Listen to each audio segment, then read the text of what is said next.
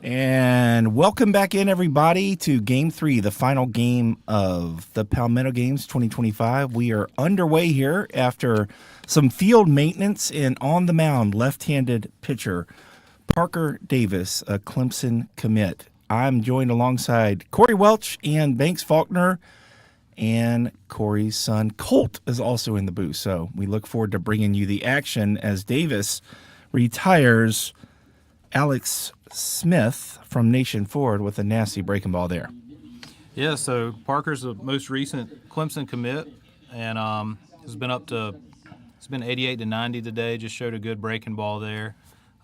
Trey, we're lucky to still be playing right now after what hit us at the end of game 2. Yeah, some really good job by the people here getting the field ready to go. Colt Babick enters the box, gets a good one to hit right there, and fouls it back. 91 on the gun right there from Davis. Babick's one of the kids that I thought had a good round of BP yesterday. I like what he can do. He worked out both in the outfield and in the infield. So, yeah. Good kid. Talked to him a little bit yesterday as well. Yeah, he's a great kid. He's got really good tools, lots of bat speed. He's going to be one of the highest guys as far as exit velocity is concerned, if people get excited about that. But yeah, Davis threw a good changeup right there. Oh. Checking on Polish over there, who was hit by a pitch to start this game. So, Colt, jump in here. Tell us what's been your favorite thing to do this weekend? You told me on the way here this is one of your favorite weekends of the year. What stuck out to you the most? Watching all the players play, seeing all the future prospects that will come out of South Carolina. It's really cool, so it's been fun. Yep, and you do a great job out there helping, fielding a lot of ground balls, or actually fielding a lot of fly balls in BP. Do you enjoy doing that? I do. That's one of my favorite parts of this event. So. And you're getting pretty good at it too, aren't you? Yes, sir. All right, Babick lines out the center on the 0-2 count, and that is going to bring up Nathan Caldwell from Westwood. Yep, he's a 2026 catcher. Good-looking frame. He's actually, Trey, his dad is the head coach at Westwood as well, so he's got it in his bloodline there. Yeah, he falls behind 0-1. Polish over there at first base. Good-looking pitch right there, but off the plate for a ball. So the blue team, the Northwest team going into today, they're still looking for their first hit. They were no hit last night. That is very true. Yeah. Yeah, and in that first game, or I think Team White was struggling for a while to get a hit earlier today. Yeah, they were close. They threw a no-hitter last night and then almost got no hit today, which that would have been a DP first. And we did talk. We can't remember the year, but it definitely happened. Okay. We'll have to, like you said, we'll have to revisit that. Yeah, that's going to have to make the website Yep. at some point for history. So one thing we're doing because of the weather that may be coming, if you're watching, we're going to play a 7-inning game for this game rather than 9. So just to kind of making sure that everybody, all the pitchers get on the mound, and still got a good crowd of college coaches here. Caldwell, good swing right there. Fouls it back.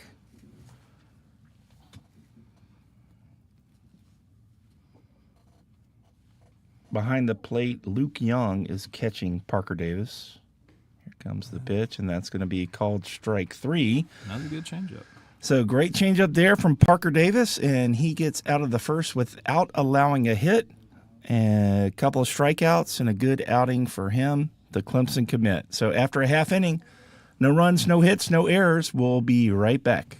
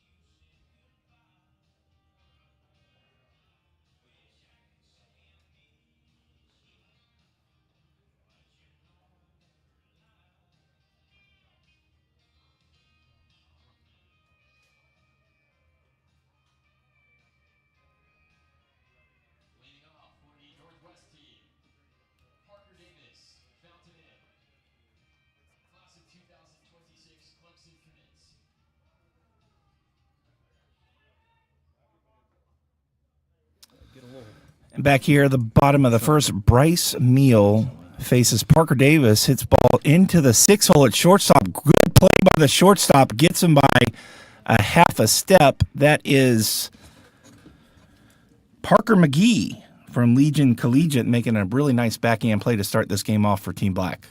That was a nice play, and he recently just committed to USC Upstate leading into the event, so he got rid of that ball right there. And that'll bring up Toby Lowe from Daniel High School, 2027 catcher.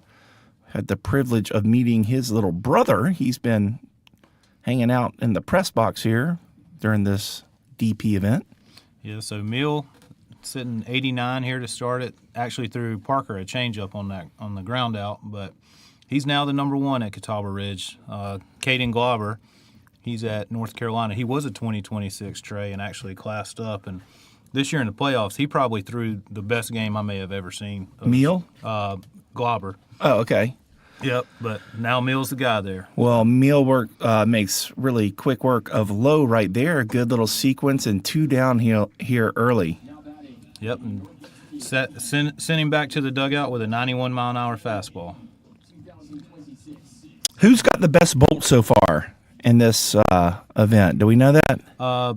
The Finley kid from Clinton. He grabbed the 94. Oh yesterday. yeah. And I think he's out there in center field. I think he tracked that ball down from Babick. Yeah. In the first. Good personality. He's hanging out with him in the cages before the game. Fun guy. I know Banks Faulkner knows a lot about him. We were talking about him yesterday. Yeah, he last year we have in our fall league, we have the All-Star game from the outfield as a freshman was 92.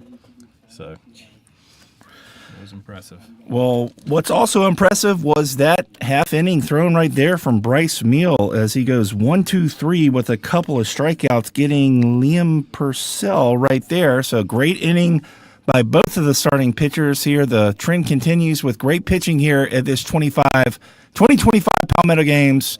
We'll be right back.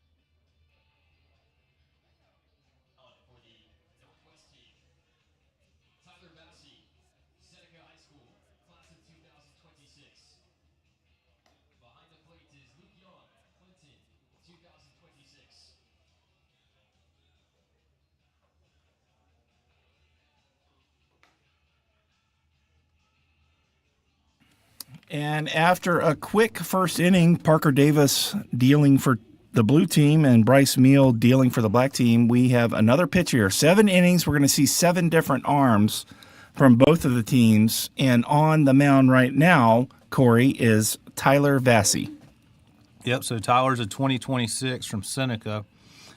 Lean and Trey, look at what he's about to do here. I think that's what the knuckleball. Okay, good. First knuckleballer of the Palmetto Games this year. And it's actually not bad. So he'll be, I've seen him 86, 87. Was a big part of Seneca's playoff run last year as they fell just short of a state championship. Lost to Airport in the state championship. I know Casey was on here earlier, but he was a big part of that team. So how many times are we going to see the knuckleball? That's what I want to know. It's definitely going to be shown. Okay. So it's definitely coming. Because traditionally, a knuckleballer is a strict knuckleball pitcher. Yeah. But we're going to see a little repertoire here, it looks like. Yeah. You're going to see the knuckleball mixed in with a mid-80s heater. All right. Well, I'm looking forward to this. Yeah.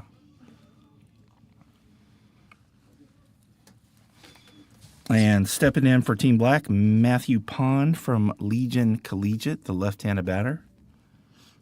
I thought he took a good round of BP yesterday. Maybe he's, we were talking about the left-handed hitter finally turning on one. Here's a candidate right here. Well, I'd love to see it. Here's a fastball 86 on the gun to start the outing. Just nipped the K zone right there. And there it is. Yep.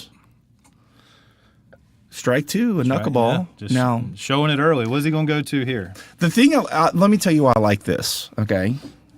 It's not because he's throwing a knuckleball. Here comes the 0-2, and that one's sprayed away. But it's for the effect in the dugout. Oh, my gosh, he's throwing a knuckleball. You know, it gets the kids thinking. Yeah, I guess you're thinking it gets the parents thinking. You start hearing parents in the same, he's throwing a knuckleball.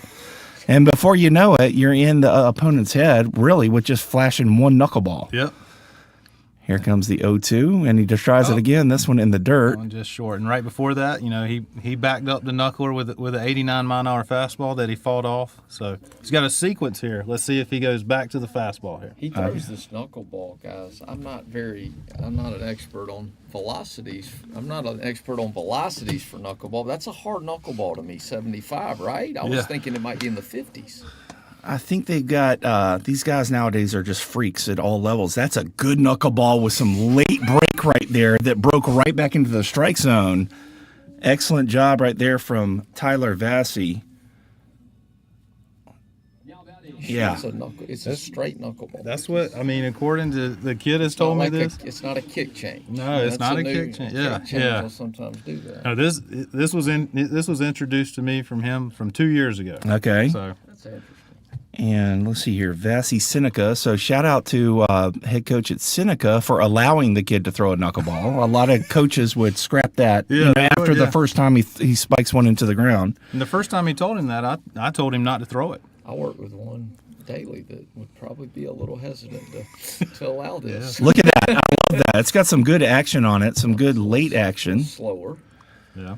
But to answer Banks Faulkner's question, you know, a lot of these guys are throwing some knuckleballs. You see it online and stuff, and I believe there is a guy in the big leagues right now throwing one. That's a good one. And the velocities are getting up there. There's a guy I can't Matt. What was Wakefield? 60? Nah, 65? they were throwing. I think he was throwing a little bit harder than that. I think he was like 68 to 70, I believe. But there's a little shimmy there. Ooh, fastball, top of the zone. Showing something different, but right now I'm going to be featuring the knuckleball if I'm Guys, Tyler I gotta Vassy. ask, does he really need to use the knuckleball that much? He's See, 88 there we to go. 90. I agree. There we go. I mean, you know, I don't know that he's getting recruited off a knuckleball. I'm just saying. Let's show that we can spin it here. It takes one coach to believe. There's the knuckleball in the Spit it 5-6 out. hole. I mean, I'm just okay. A good job of hitting there from Briggs Lesmeister. Good looking 2028. I was impressed with him yesterday as well, and I know he had a good summer this year. Man, I'm telling you what, Corey, these kids are big on both of these squads. Really, all the kids out here, the size has been really impressive. Yeah, it has.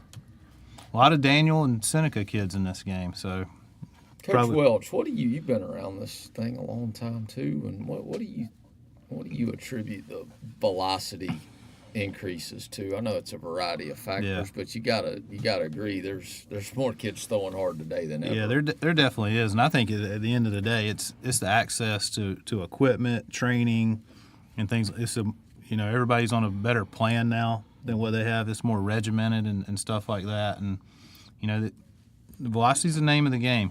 We talk about it sometimes though, where guys aren't throwing as many strikes because they're focusing on that, but you got to chase what gets you an opportunity, and I think that has a lot to do with it. You agree with that, or you have a little different? I do. No, I agree. I just think there's more information out there now about how to throw harder. Yeah. I think if you can access that, and it's sort of out there readily available. I mean, it's not like maybe 10 years ago you had to go find somebody that almost. But it's sort of out there now, and it's just if you're willing to put in the work, you can definitely do some things to throw harder. I would agree that, I think it's similar to what you're saying. I tell guys that velocity gets you in the door. Yep. But you got to get in the door. But once you get in the door, then it's about being able to pitch. Yeah. So I think you got to balance the two. I agree. That was almost a great play there by Ty Simpson. Yeah, Simpson moves well for a big guy. I was impressed watching him move the other day. Yeah, and probably the best bat speed here. I was about to say, Trey, if he gets a hold of one, you'll get excited. Yeah, I was watching him yesterday. The ball was coming off of his bat really different than everyone else. Yeah, he had a big year. There's the knuckleball, gets him to roll over. Chance for a 5-4-3. Oh, you got it. I stayed on the bag at second, and we believe he came off the base at first. If anything, I thought he came off the bag at second. Yeah. Coach Bolton's not going to say anything. No, not going to look for an overturn there in the Palmetto games. I think that would be a first. Coach Walford over there at third with a very old school look. I like it. He's got a whistle, and that came in handy yesterday. Okay. When we were trying to round the kids up. Now, how does he use the whistle? I'm not at practice. Okay, at practice. Yeah. I used to like Yeah. one at practice. I thought you meant he had it during the game. Well, no, he had it yesterday during BP. There's the knuckleball again. Hernandez pounds one over there to second base, and just like that, Tyler Vassy. And his knuckleball is out of the inning here in the top of the second. One hit, no runs. We are here. Well, let's just stay here. Trey Dyson alongside Corey Welch and Banks Faulkner having a good little discussion up here as we wrap up the Palmetto games. Yeah, so as the blue team goes in the dugout, we're going to talk about it again and again. They got to get a hit, guys. Good, Corey. We're trying to break the no-hitter. We can't allow that to happen today, but I'm still kind of baffled here with Vassy on that outing right there. It was good, up to 90, first time we've seen that, but it's almost to me, Corey, like he got a new toy for Christmas and he's playing with it too much. I think when you're 88 to 90, man, you got to just let it eat a little bit. I'm going to be a devil's advocate. Go ahead and finish your point, and I'm going to give a counterpoint. And I'm with Corey. He mentioned it earlier that he needs to see him spin something. Yeah. I mean, I just don't know how much the knuckleball is going to play at the next level for him. But I give him a lot of credit for, finding something a little different and believing in it, but I'd like to see that fastball a little bit more. I certainly understand your points, and I would like to, obviously see a slider. A 90-mile-an-hour arm in high school is still a really great thing. Absolutely. That being said, there's a bunch of 90 arms with sliders. And if you're trying to differentiate yourself, and he loves throwing that knuckleball and it's really good, that could be an outlier that could separate him from other people. But I certainly understand and see your points. I'm going to counter you one last time and we'll move on. Okay. What pitches did they make contact on in that inning? The knuckleballs. Yeah, I know. Ground balls. And a base hit. But very true. Very true. Yep. But he's young. So we don't really have many comps to compare him to. Yeah. All right, anyways, we got a new arm on the mound right here for Team Black. Corey, tell us about him. Lawson Lawrence from Mid-Carolina. He's a good arm. Banks usually low to mid-80s. Yeah, that's a funky arm slot there. Him up to 86. He's doing some arm slot stuff. I think he played with Caden Myers, and this is a kid that will mix his pitches well, but he's got to be in the zone. When he's in the zone, he's going to be a little bit of a pitch-to-contact guy, get a lot of ground balls. There is a little Caden Myers in that delivery. That's not a bad one to follow after what he's done the last couple of years, man. He's up to 85. I think he's and one thing about him, this has always been a big thing to me. He's an extremely young kid. I think he's still 16, so I think there's more velo to come down the road as he continues to add some physicality. Yeah. Mid-Carolina's been on a good run the last couple of years. A lot of that because of Myers, but a couple other good players there as well. Got a walk there? Yeah, Adam Biko draws the walk. Have they gotten on the board yet, or did they get on the board yesterday with no hits? Or did I believe it was 10-1. I think. Okay. Yeah. So we're still looking for the first hit. Yeah. That'll bring up Jackson Ownby. Daniel High School product here. Well located pitch right there to get ahead for Lawson Lawrence. Jackson's he's a big kid. He'll get on the mound later in the game, but was a big bat for the Lions the last 2 years. I know his freshman year he had a huge year at the plate for Jared Payne's club. Jackson is a very good defender at first base, something that I think is a little bit underrated, maybe at that position, but especially in high school baseball, he probably saves his team 8 to 10 errors a season. Yeah, you're right. We could go on a tangent about that. The value of a good defender at first base is actually huge. And like you said, it's just a saving the run. Just anybody can catch the ball at the chest. Exactly. Yeah, it's those errors that are saved that aren't accounted for always. That's a good little is that a curveball there from Lawson Lawrence? Down in the 0-2 hole here. A little soft over there at first, so I don't expect much action on the bases in this game. Drops down right there, tries for the slider and misses, so 1-2 count. It's wild that 2 hours ago, this field was underwater. Yeah, it really was. But we're out here playing, finishing up these Palmetto games. There's a fastball there, spoiled by Ombi.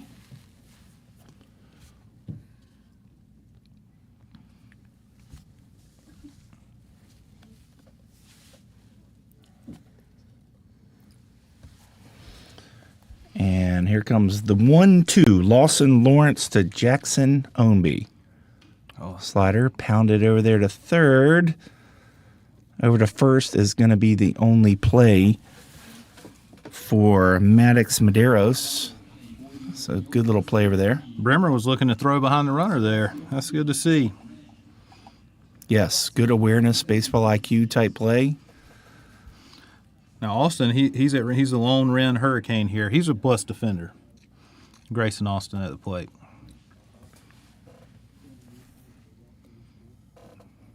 Certainly some good players have come through that program. Yeah, no doubt. Eli White is one that comes to mind, who is He's with the Braves right now. Yeah. Hit a home run in Bristol. Yeah, Austin brought it up. He is the only player in MLB history to hit a home run in the state of Tennessee. This ball's hit out to second. And there's your throw behind. Yeah. Okay. Left fielder hadn't moved, but letting those 2 outs. Letting them know there's 2 outs, has no idea that just happened, but we're slinging the ball around here. Yeah. So and the blue team is now down to 16 bullets. Yeah. Cotto here, this kid, it's pretty impressive watching him over the years, how he's progressed as a player. And he's actually a switch hitter. And I was talking to him a couple of months ago. I really like his swing from the left side, but he's a natural righty. And I thought it was the other way around. Not that he's bad from the right side, but he looks a little more comfortable. He'll get on the mound later today. He'll actually pitch for the black team since they were one less. And that's how you pronounce it, Cotto. Cotto Green. Okay.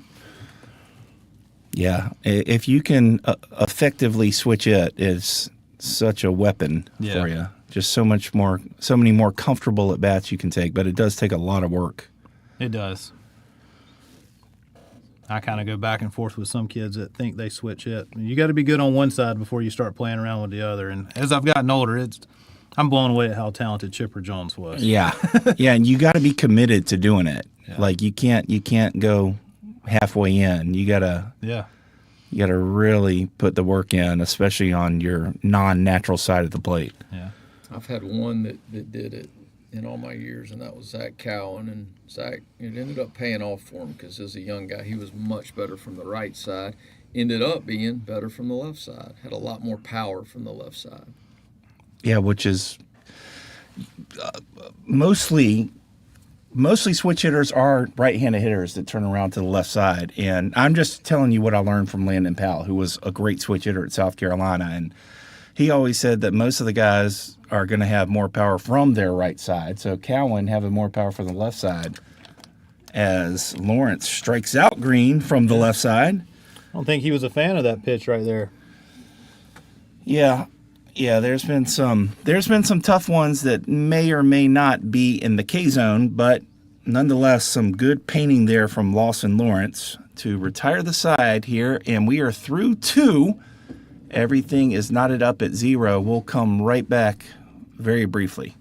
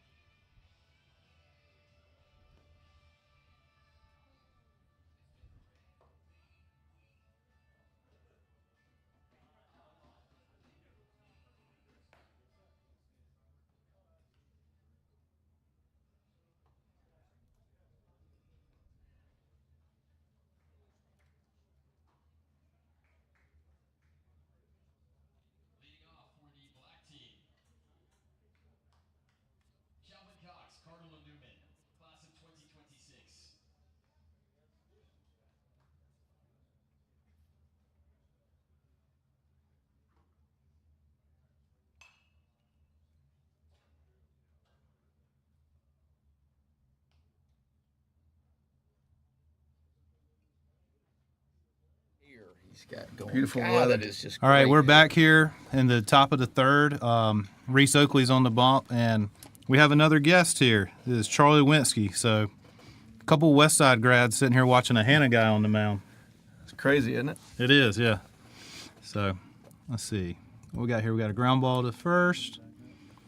Did itself. Who we got there? That was Griffin Gowans. Every ball's dicey right now with this field. Really big fan of that guy, Yes. Corey. I think he's got as much hit talent as anybody I've seen. I mean, I really liked his BP yesterday. Yeah, I liked his BP, and also I had a chance to see him this summer. We played against him in Cary, and we threw a pretty good arm out there, but he was not phased at all. Corey, what are some things you look for? You this is what you do for a living. What do you look for in a young hitter that maybe is going to tell you whether or not he projects? It's always a guess, but Yeah. whether he's going to project at the next level. Nice Good play there. player. Oh, just bobbled it. Good effort there at first base. Just fell out of Oakley's glove. I think, Banks, the big thing that I look for, and a lot of it is little IQ, is pitch selection and what to do in certain counts. I know whenever Trey in the last game we were talking, I think it was with Palmer Hornick. It was a 3-1 count, and he smoked the ball to center. I think the Newcomb kid called it, but, knowing what to do in certain counts and looking for fastballs. So It's the hardest thing for a hitter, you understand, at a young age.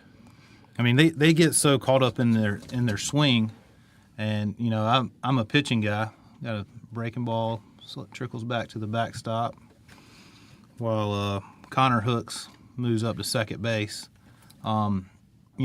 Everybody's focused on the swing and things like that, but I talk about if you don't swing at strikes, it doesn't really matter what your swing looks like.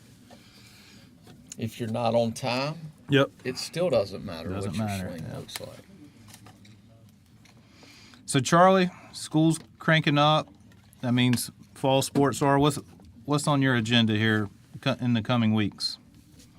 Football. Yeah, we got football starting in 2 Thursdays. That's the only thing going on in the state, right? I mean, that's Got a little volleyball, coach. A little cross country. we've got gotta be everything. equitable now. Everything's starting up. Cross country and swim, I think, start this week with their competitions. Volleyball scrimmaging this week. Some of them started last week. Of course, week 0 football is 2 Fridays from now, and then we'll be in December before you know it with all that. This it is kind way of in- takes off and goes This crazy. is way in left field, Charlie, but maybe you can tell our viewers out there about the newest sport to the high school league. Am I correct in saying that boys volleyball is now a sanctioned sport? That's correct. This will be our 3rd year of it, believe it or not. I think we've got like 36 to 40 teams last year, and started out with like 28 and 1 championship. Now we had enough last year to have 2, and it's growing at your larger schools, obviously. Not many of our rural schools offer boys volleyball, believe it or not. Most of those male athletes are playing football, or they're a single sport athlete, but it's growing, and it's pretty fun to watch, actually. They're a little bit better than I was anticipating them being so early in their careers. I mean, I think we had a kid last year, a couple kids that have gone, like one kid last year in the state tournament from Dorman. I think he's going to Hawaii Wow. to play Oh, wow. boys volleyball. I mean, he's pretty good. He can get up. I know one guy that some people might recognize. I know just from talking to Coach Poole at Blythewood, he graduated. I think he's going to the Citadel to play baseball. Jackson Botar, good Yeah. player for them. He was supposedly is a heck of a volleyball player as well. Really. So that was a 3-2 walk there. Alex Abreu fouled a pitch off in the dugout, laid off a breaking ball. And Charlie Scott here. Yep, Charlie Scott turning the lineup over here. He's a leadoff batter not for this game because we continue to line up. But we'll see what he does. Good athlete. He's a football player, right, too? He is safety receiver. Oakley's been working at 83, 84. I know yesterday he worked out in the outfield and was 87 and still relatively new to pitching. He's obviously thrown some games, but has been a catcher for TL Hanna for a while as well. And I was talking about that Catawba Ridge game that Glauber threw that was so good. Oakley was good as well that night. Kind of earned him an invite here to the Palmetto Games. 0-1 to Scott. Quick 0-2. 84 on that. I mean, you run the way Charlie runs, you can find yourself on any field that you try to get on in any sport with just that speed alone. And he's very athletic with it too. He's not just straight on fast. He's very athletic with his speed. Couple of Falcons here this year. Not a surprise, but a little more than usual. Y'all got a pocket of them out there. Yeah. All different in their own right. Yeah. Now, one thing I kind of was thinking about, football's cranking up and stuff like that with week 0. And I kind of like this with school starting a little bit early. It allows them to get in that routine rather than going right to school and then a football game starting. I think that's a good thing. Yeah, and a couple years ago, you had football games before school started in some places, and that's kind of a weird dynamic at the school. When nice. Especially you're Wait. stay at first. I won't get hurt. So we were talking about earlier, first base defense right there. That was a nice play by Pfeiffer Glenn, who this year has really elevated his play. Yeah, he's had a big couple months for himself. Yeah. Football is a big part of that school environment, especially with your student sections and kids coming. So when school's starting after football's first game, it's kind of a weird dynamic. But there's some school districts. This will be their third or fourth week of school this week. They're kind of on the year-round schedule, I believe. Yeah. There's more and more of them now than there were a couple years back. That play right there, we got our first 2 runs of the game, so it's 2-0 here in the top of the third. We got 1 out, and up at the plate is Parker McGee, USC Upstate commit. Parker made a really good play early in this game. Ball back in the He did it short. 6 hole. Yeah. Bottom of the first. And I like his frame. He's really shot up the last couple of years. Always been a good player, but, was in that 5'10" range, but up to 6'1" now. Quick release. So we got a play. I think he's safe there. Yep. Pretty good throw. Who was that behind? That's low. That's Lowe. Oh. Toby Lowe.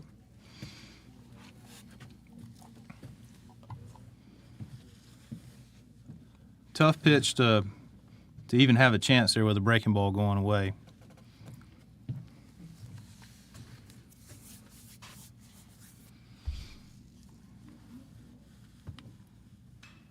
Got a fly ball to center. Going to try to tag there.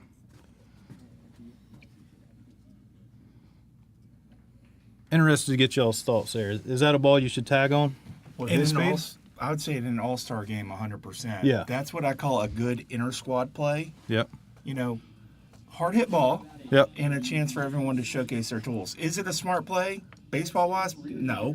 I mean, that's a routine fly ball to center field. Yeah. With 1 out. You don't want to make an out over there at third base, but unless it's, nobody out. But That's a great point there, Trey.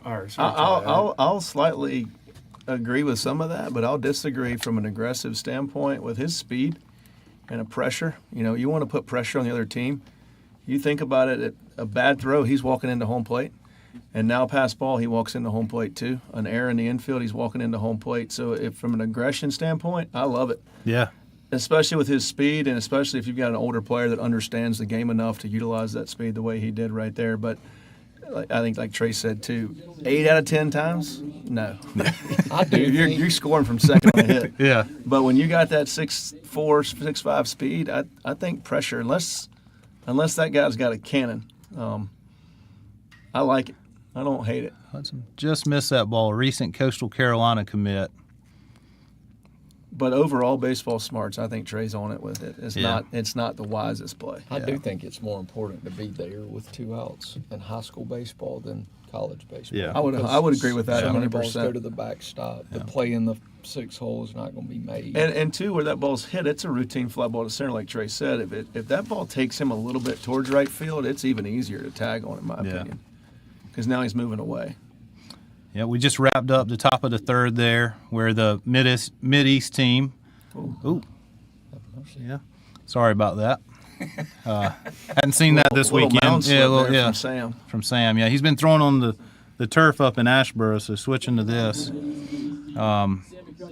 But they scored 2 there in the top of the third, and we'll keep rolling here, we'll move on to the bottom of the third with another Flora Falcon on the mound. It's Sam McCutcheon. You know this, Corey, when you pitched, and Banks, you know this, when you get a mound like that first pitch when you come out there to it, that's dicey. Sometimes you kind of just got to go like 80% and just kind of feel the terrain under you out versus come out and let it roll. But I think we saw the first kid that threw, he did a crow hop behind the mound and slipped. Yeah. And behind the ball plate, skipped to the backstop. So it's, You know, I remember when Trevor Bauer started doing that 15 years ago, and people, myself included, thought he was insane. And he was sort of a trendsetter, you know, because now it's become commonplace. It doesn't take much to start a trend if you've got a national audience to follow you, does it? Very true. Well, I'm glad nobody else picked up that trend to chunk a ball over the center field wall. Wasn't he the one that did that or something like that? Oh, yeah. You're right. Yeah. Behind the plate, we'll have Dylan Hernandez, who's a 2027, another AC Flora Falcon as well. I mean, now the routine for hitters to come up and draw something in the dirt before they get in the box, you know, and that's just one or two big leaguers started doing that, and it just trickles down, right? And you just is it routine? Is it purpose? Who knows? It's just part of it for some of them now.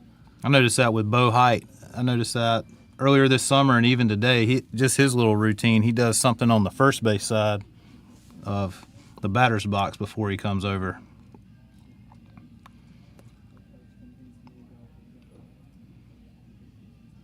About to start here, the bottom of the third, and I'll bring it up again. We're still looking for their first hit for the weekend here. For the weekend? For the weekend. That is correct.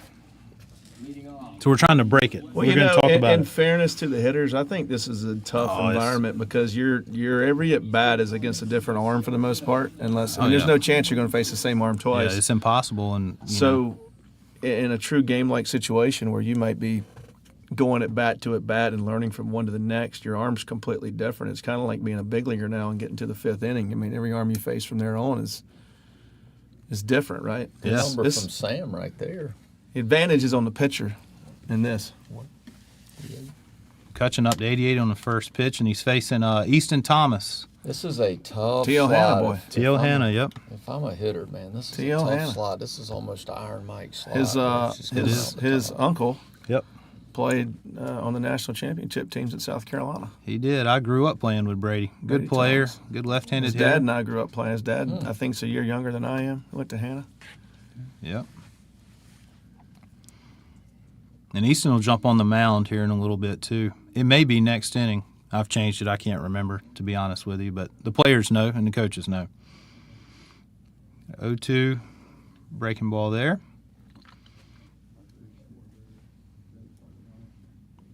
Yeah, I'd be interested to ask catchers how much more they enjoy blocking on turf than they do with dirt. But it seems like it would be, to some degree, a little bit easier. I think so. Other than once you understand the skip of it, I think it would be easier, wouldn't it? Definitely. But yeah, getting back to your point about, this is a tough event to definitely hit in. And because the batting lineup's longer, you have a longer time between your breaks and stuff like that. It's a tough game setting. And you're not in your routine of going into the field every inning and Yep.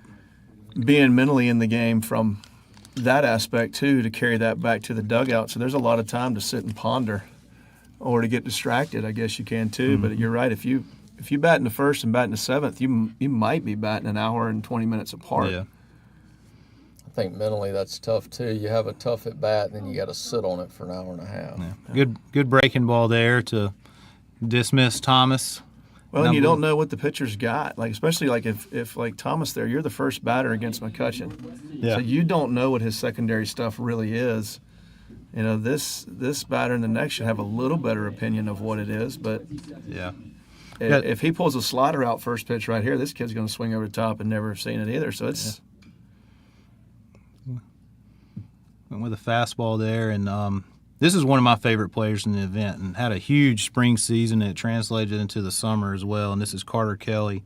He's a 2027 from Fountain Inn, and we actually have him ranked as the top second baseman in the state in his class. So turn over to line up here. Took two swings, and he's down 0-2.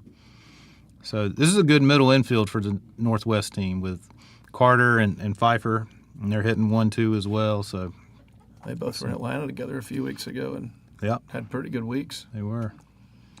He's developed some pop.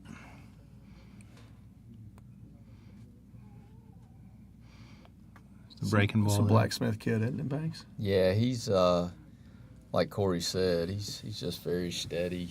High Runs IQ too. Yeah, he runs real good.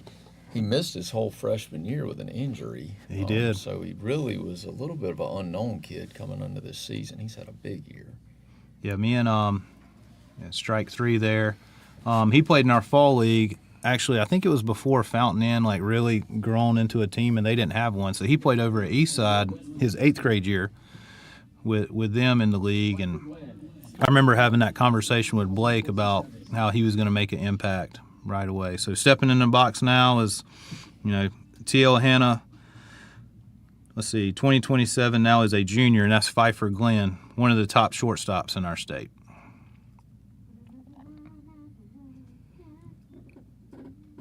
Got to pause a little bit still on that T.L. Hanna thing. I can't that just doesn't roll off the tongue. I'm not really sure why. Yeah, It's hard, isn't it? They've had a lot of good players come through there the last decade. I mean, Man. a lot of really good players. and that we talk about it all the time. Like it is good players, but like just the run of shortstops they've had. It's been It's pretty for unbelievable. a high school. It's been pretty remarkable, and they just keep spitting them out. Yeah, they do. You got I think it goes back James even Parker. James Parker, Yeah. Reagan Reed, Dillard. I mean, You go. This kid's one of the top shortstops in the state for this class, and he played behind maybe the best position player in this class. yeah. Well, and that's the thing with Craddock had an injury this year, It always so helped, yeah. So he stepped in and played short. Well, while Craddock, went over to first base. We have a 3-1 count here, so kind of what we were talking about earlier. This is a chance we may see Pfeiffer do some damage here. Didn't have an opportunity to, but they got a base runner. Brings up, they've had some base runners just still searching for Yeah. that elusive first hit. yeah, it's tough to get a hit whenever that ball forward bounces. And they've got they it's not like they don't have players that Yeah. are capable. I mean, Yeah. they keep rolling up guy after guy that Yeah. are good hitters. Just They haven't are. gone their Funny, way it's- so far. We got Luke Young in the box. He's a very good catcher at Clinton. That's a team that's going to be a problem this spring. And I know it'll definitely be an advantage for them. Got a runner here. Let's see if not quite enough. He's safe. Slid right in. And I would think in the spring, like, Luke's going to completely shut down the run game, for teams. It's going to be hard for them to think about going to second base. I think his pop time yesterday was in the 1/8 and has always been known for being a good receiver as well. Some really good young players at Clinton. There are, yeah. Saw them play last year. They play the game hard, play it right way. In scoring position now.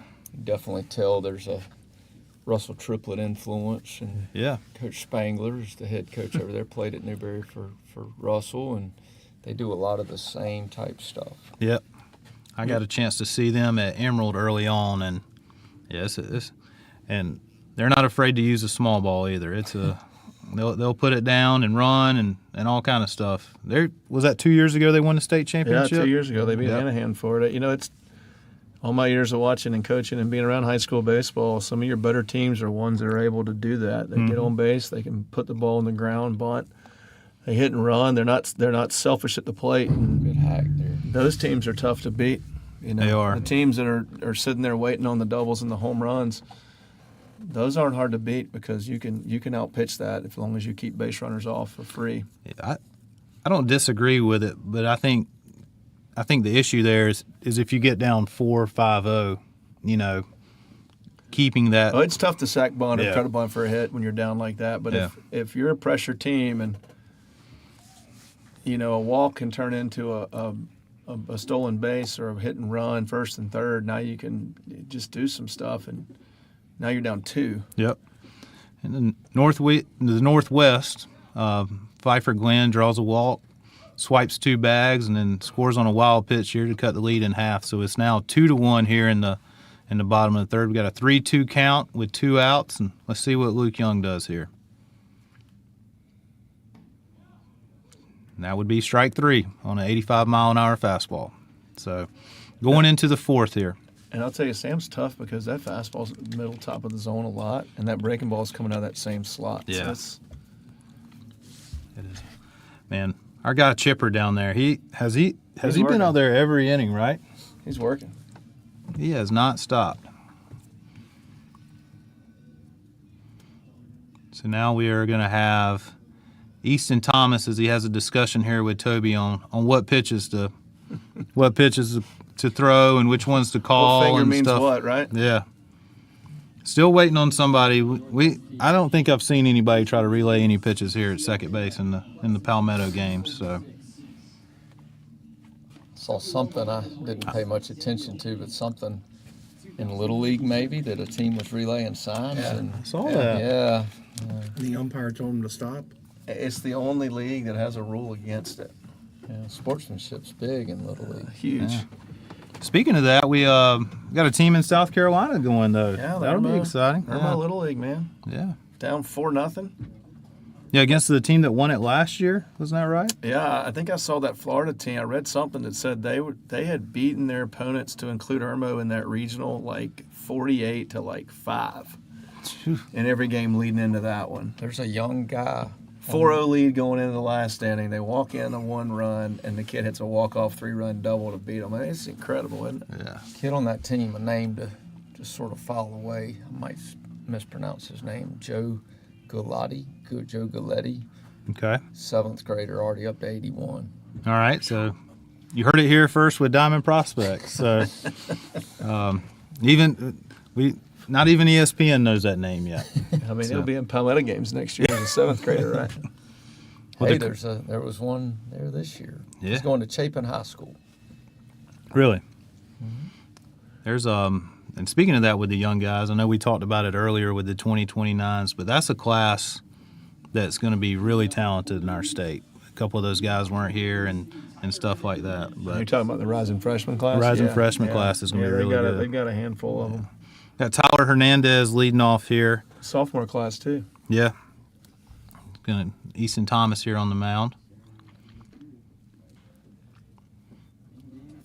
Corey, I'm curious to hear your opinion. I think that the 26 and 27 classes are maybe a notch above what we've seen in the last decade in this state. It reminds me a little bit, and it's hard to make this comparison in hindsight, but it reminds me a little bit of maybe between 2009, 2012, that group. Yeah, a lot of guys that ended up playing in the big leagues in that group. Yeah, 3-0 count here. But, yeah, I think it's the 2011 class I hear Austin talk about a lot. There's countless big leaguers in that. But, yeah, that's a great comparison there. But I know that 2011 is the one that is probably the most talented to come through in the DP era. So question here for you guys. Trey, you can weigh in on this one as a hitter, power hitter that you were. You come to a showcase, you know you may get 2 at-bats, 1 at best. Yeah. You got a 3-0 count. Are you trying to show your plate discipline and walk? I mean, obviously Tyler's going to walk right there because that ball's a foot off the plate. But are you going to wave at something and get a strike to hope he throws you one so you can show that you can hit? Or is it just a hard to switch your mentality? No, 100%. I'm with you, especially as someone who felt like an underdog. Yeah. The last thing I want to do is walk. So I would certainly wave at the pitch. However, me and Corey were doing this last game, and we saw Cody Branham from Central. Cody Branham waved at a 3-1 pitch because he did not want to walk against Marion Davis, right-handed pitcher for Sumter. That was the leadoff batter for Davis. It would have been ball 4. Davis parlays that into a Golden Arm Award. Yeah. For incredible, isn't it? Yeah, so he struck out the side in that inning. It's kind of that dilemma of, do your at-bats are going to be limited, so are you trying to show evaluators that you're a disciplined hitter and you're not going to swing outside the zone, or are you trying to show them that when you get balls in the zone, because you may not get a chance to show them that and if you get 1 or 2 at-bats and walk. Yeah, I guess if I'm a runner, I'll take my walks, Yeah. and try to steal second and then third on the next pitch, much like Lynn did last inning. That's fair.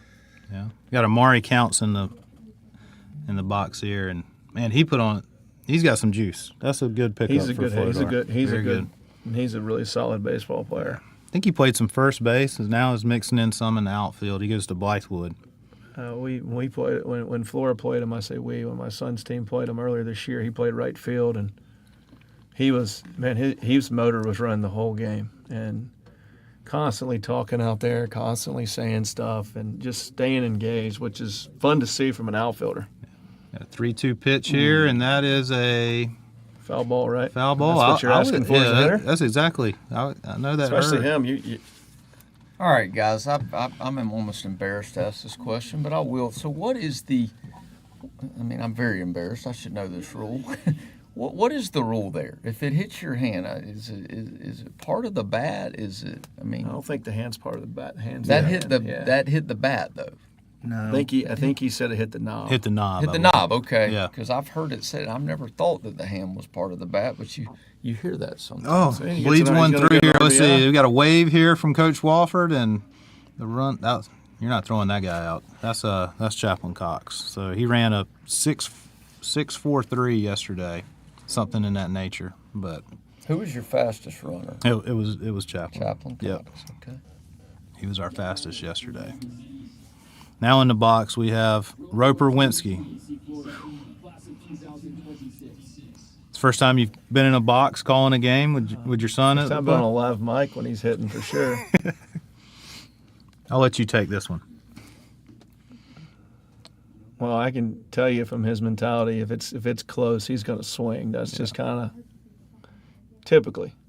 Now, what does he do? He's still playing football, Charlie? Yeah. So does he do any baseball, or does he just put the bat down? during Well, football the last season? couple of years he's just put the bat down. But will he be inclined to go out there on a Sunday this year and try to find a cage to go hit? He may. Yeah. He's not going to throw. He throws so much during the week playing quarterback. But I think it's really hard to Swing kind off of shift from one to the other. So it's just been easier just to kind of just set it down and go all in. But in the spring, we don't pick up a football until baseball's done. Okay. I mean, he didn't throw a football this year until he rolled over that. Yeah, rolled over. You know, a guy, Charlie, I haven't seen your son play as much as I wish I'd been able to, but he reminds me in a lot of ways of Graham Coleman, who's a 27 from Lexington, just a guy he seems to do a lot of winning baseball things. I'd agree with that after everything I've seen. Rohan or Rohan? Rohan Bremer. He had a big spring season. He had a big year, and then Yeah. he had a little spell there after. I mean, as a lot of them did at Florida right before the playoffs, where things got a little bit harder in the box. And man, there was a while there he was carrying the load for him what I offensively thought, and yeah. driving in runs. And Another AC Flora kid here. he found the trees a few times and. Got one out here. Runner on first. 0-2 count. And we're going to have a double play. We Yep. are. Yep. To end the half of the inning here. So we are now. It's after Banks talked about winning baseball things, right? Yeah, you win some, you lose some. So we'll take a little break here before we start here in the bottom of the fourth.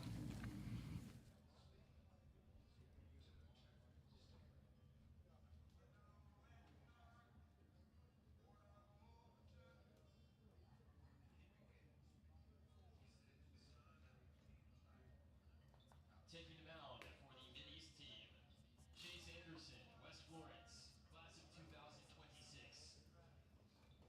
Behind the plates, Tyler Hernandez, AC Flora, 2026.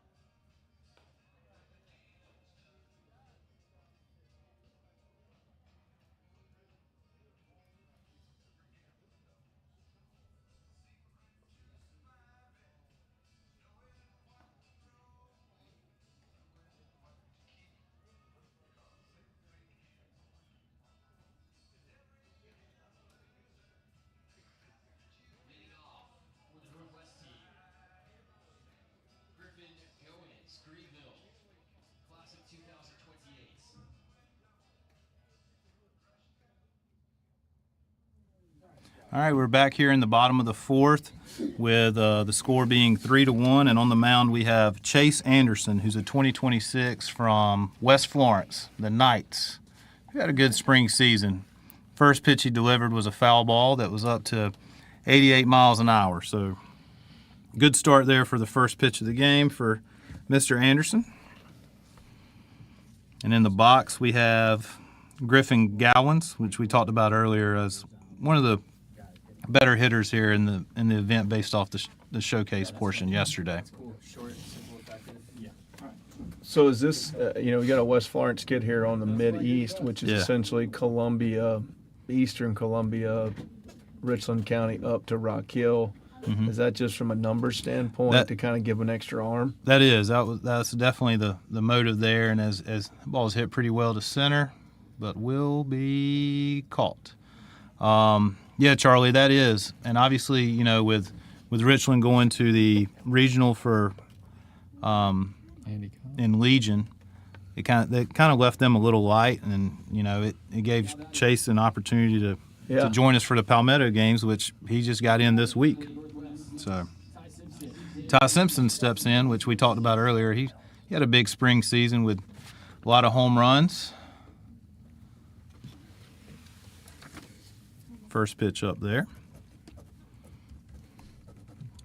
So made my first trip to West Florence this spring for a game. Did you? So West versus South. Good rivalry. It is, yeah. That pitch registered it was a ball, but it was 89 miles an hour. Curious y'all's opinion, and everybody's obviously probably got a different one. Got based 90 on there. Where you grow up or where you live. What are some of the better rivalries in the state from a high school standpoint? Yeah, I'm interested to hear Charlie's take on this. He would. I think it kind of morphs from year to year, or for about every decade or so. Yeah. I mean, there was a time, when I was coaching at Spring Valley. I mean, like Spring Valley and Richland Northeast was big, but then all of a sudden it shifted to Blythewood because you're local, you're close, you're in the same region, and both teams are really good and competitive. Had a walk there with now Corbin King in the box. And I'm not from this area, but I feel like the Northwestern Rock Hill traditionally was a pretty big rivalry as well. I'm sure Fort Mill and Catawba Ridge are now as well. Yeah. What was it? I think Berkeley-Somerville is a great rivalry. I think it's a rivalry in Ridge. everything. Yeah. And I think that's the way you got to look at Spartanburg it. Dorman's a rivalry in everything. I mean, Westside Hannah's a rivalry in everything. Yeah. I mean, it's a big deal to those on the field. And but I mean, now, probably in the upstate, Fountain Inn Daniel's a big rivalry in baseball. Just all of a sudden. Yeah. I mean, White Knoll Lexington was big there for about 10 years, probably. It's more Lexington, River Bluff. And I think a lot of it contributes to, the success the programs are having comparatively to the schools around them creates that rivalry. That was more one thing so than anything else. When I was at Blythewood, I don't mean this as a slight to anybody. I never felt like we had a true rival. I joked with Coach Hucks. I said, I think our guys think Lexington is a rival, but I don't know that your guys think it is. So Yeah. Got Ty Foster here in the box. When I first got to Flora, Flora and BC were big rivalries because we were in the same region and both were competing for lower state positions every year in that Final Four. So there was a lot of energy around those games, Yeah, and I think that what you just said there is kind of what I was thinking. I think if it's a region opponent, that really carries some merit. Because going back to Hannah Westside, now they're in different classifications. It doesn't really mean as much. And I mean, in baseball it does. And those guys try to schedule it. Got a ground ball to first there to end the half. But, with them being different classifications, it's not an exhibition game, but, at the same time, it doesn't carry as much weight. Lakeview Latta. I mean, that's big down there, man. Yeah. I mean, you're talking two small towns that are very prideful on their town name and communities. Yeah, and there's a lot of those that float around this state that are very prideful of their community. And, those kids out there are representing not only themselves and their team, but they're representing their community every time they go play. Yeah. Yeah, that's definitely one. I know they had a big playoff matchup this year. When I was coming through, Hillcrest Malden was huge. Yeah. I mean, that was about as good as it got in the early mid '90s from a high school baseball standpoint. I mean, I know even from my coverage, what I do in the spring, one of the more exciting games just from an atmosphere was Abbeville and Dixie. You know, just now Again, that they're in two towns that are side by side, the same people. They mix in the communities, work, church, all the time. yeah. But they're distinctly different communities when the folks are living there, and that's what makes South Carolina special, and that's what makes South Carolina high school sports special, in my opinion, is that our communities that really support their programs. Yeah.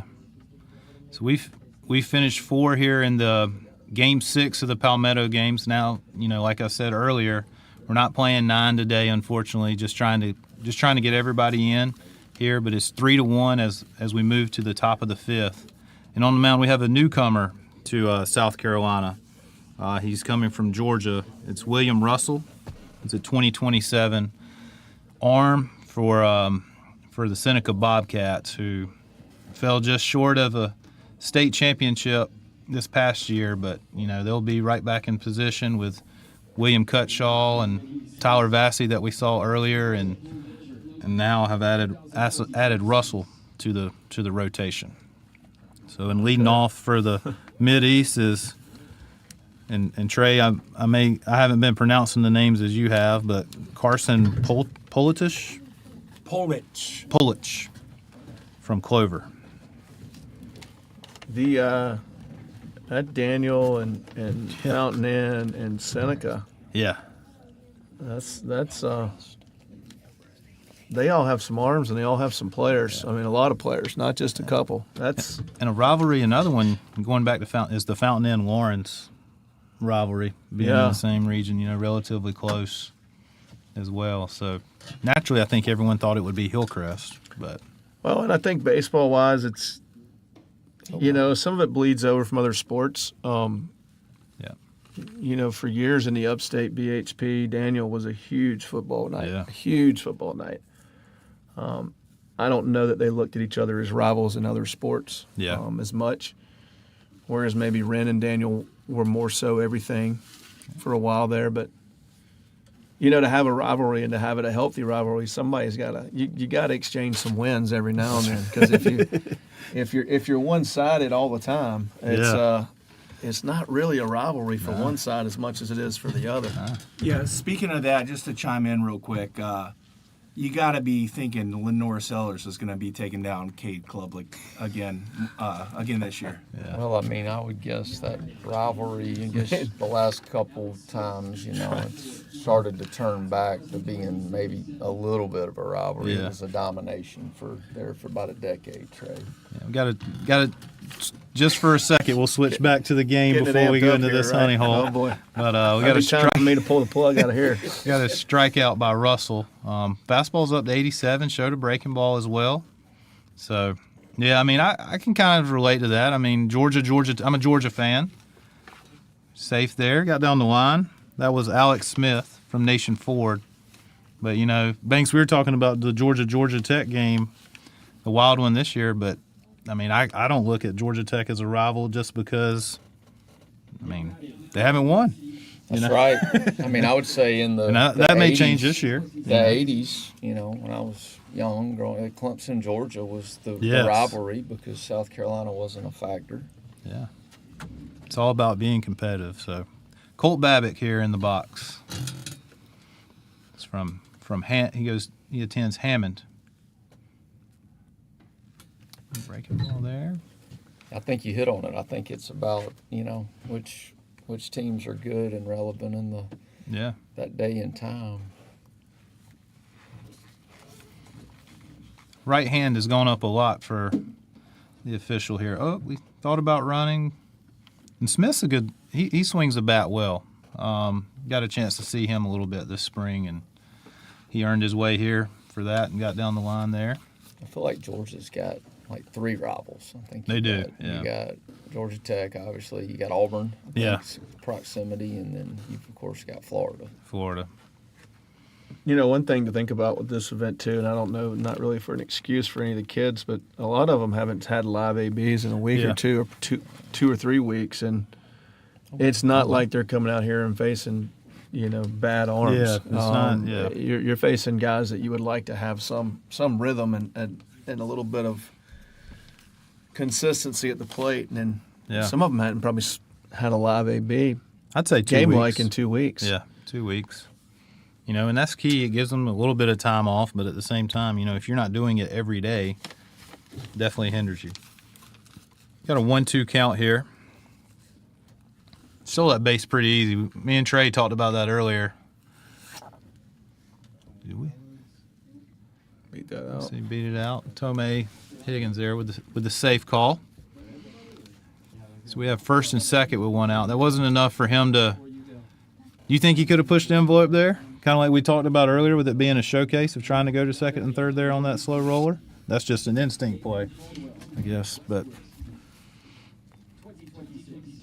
I don't think that's the right read overall. Nathan Caldwell in the box here. We're in the top of the 5th of a 3-1 game here by the Mideast. And for those of you, Open by there.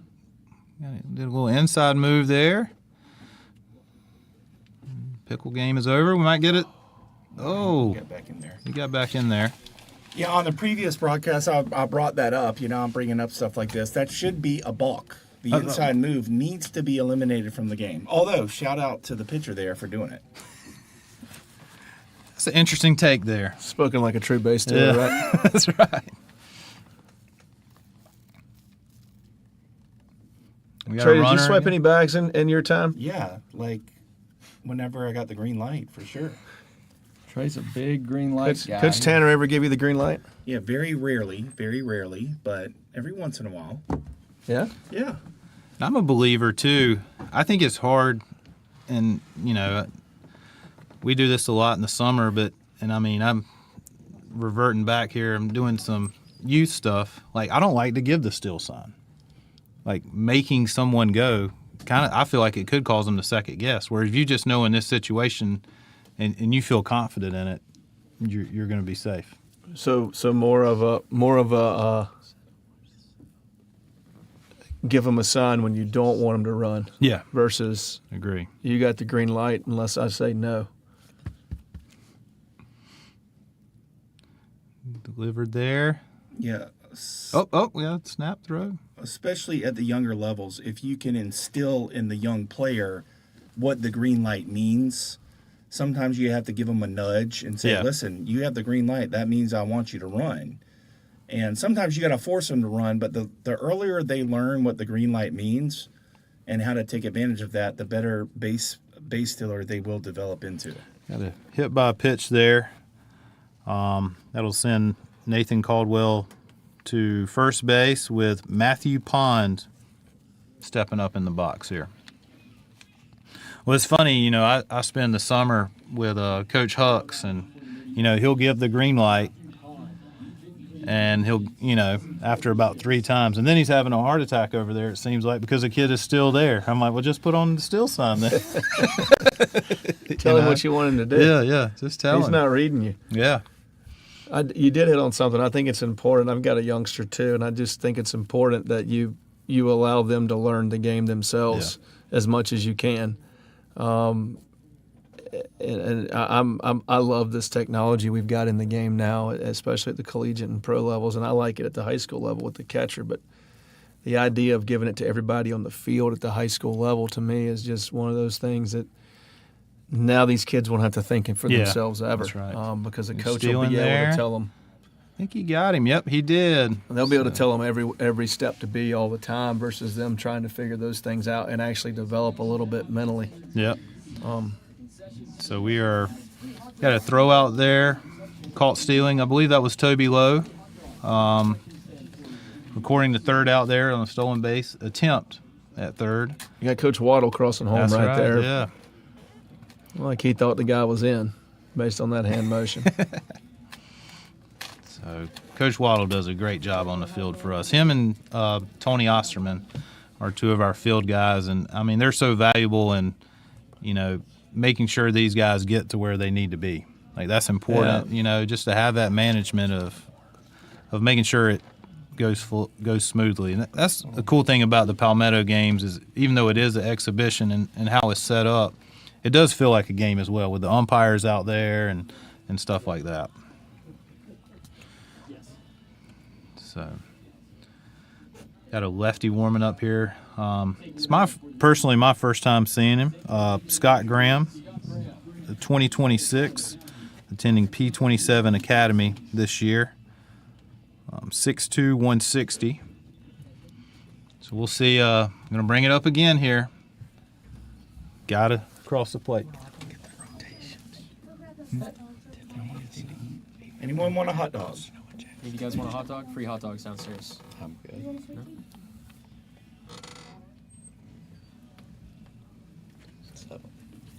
Either of you guys want a hot dog? Free hot dogs. I'm good. They're giving out free hot dogs here at Riley Park as the event comes to a close. So Don't want to take home any inventory. no, Trey, you said you're good, right? I think with my 2.5 hour trek home, I think a hot dog would not be could save me some money if maybe they'll ask Colt. But he told me he reminded me that this is his last day of summer. They start school tomorrow in Greenville. Yeah. So Plus, it's hard. yeah, It's tough. I know my little guy ain't gonna be too happy Yeah. about that either. it's a big day for me. It'll be the first time as a father I don't have to take a kid to school. I don't have to drop anybody off tomorrow. So Day. Before you know it, you'll be buying a car. yeah, and I do have an assignment. We're getting in game 6 here, but Coach Faulkner's niece, I have the assignment of teaching her how to drive. And when she turns 15 this year, she's my deepest neighbor. sympathies. Yep. I'd tell you go ahead and buy that car now because the prices aren't going down. So No, just go they're ahead and get not. it ready for him in a couple years. Yeah. So Camden Finley's here in the box. One of our Clinton, right? Clint was up to 94 last night. Wow. It's up to 94 on the mound, and got Mr. Graham here delivering a pitch. I'm gonna go ahead and make a call here. If he will get something to hit, I think Camden's gonna be the guy that breaks this thing up. All right, we've got a declaration here that Camden would be the bold. guy. Yeah. Well, he just got something to hit. Yeah. Yeah, he did. He can hit. I mean, The question, hits have been tough. that's a pretty good breaking ball there. 74.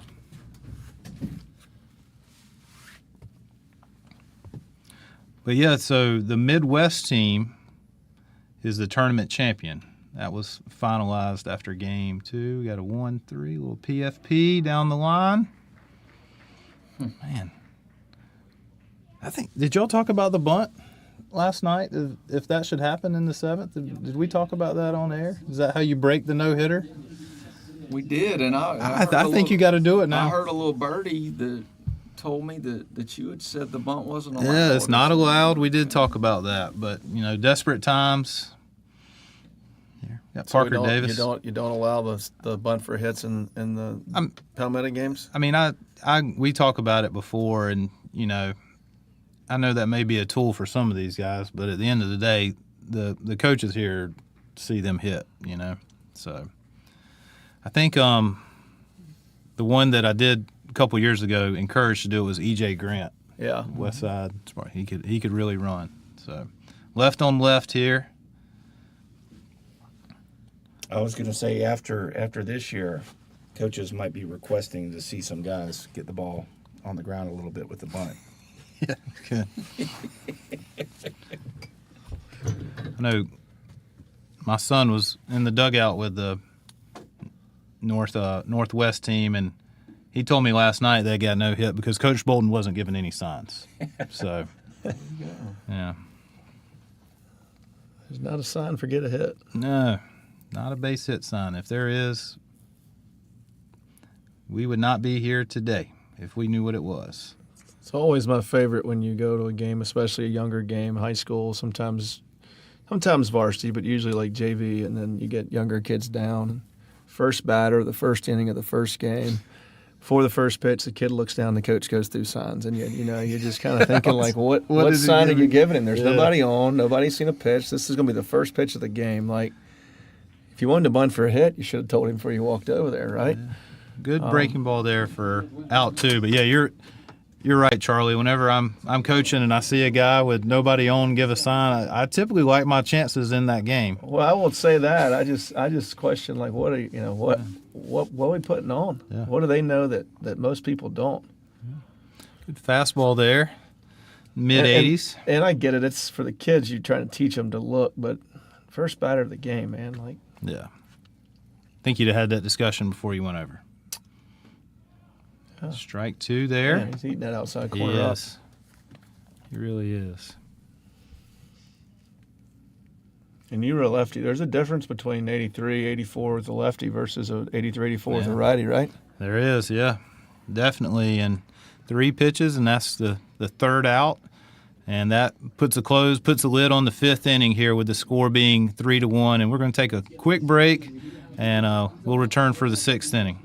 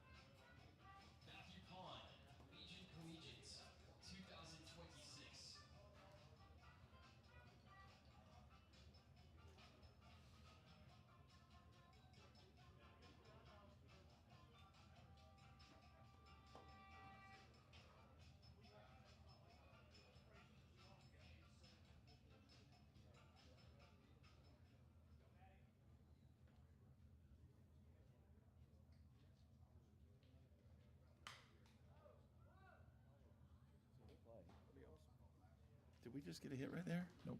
F8. All right, who's pitching?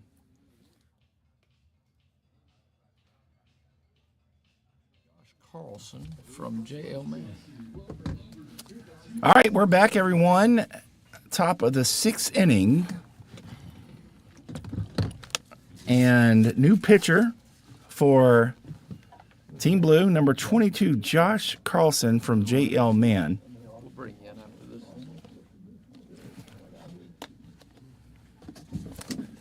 Big thanks to Corey Welch for filling in the booth here. He's got to get down there to get ready to hand out the awards for following this game. And Carlson is facing Briggs Lesmeister from Clover High. Here comes the 1-2. Good breaking ball there, and Lesmeister did appear to offer at it. So pretty good slider there from Carlson, and gets a strikeout to start off his Palmetto Games debut. And here comes Maddox Medeiros from Brooklyn Casey.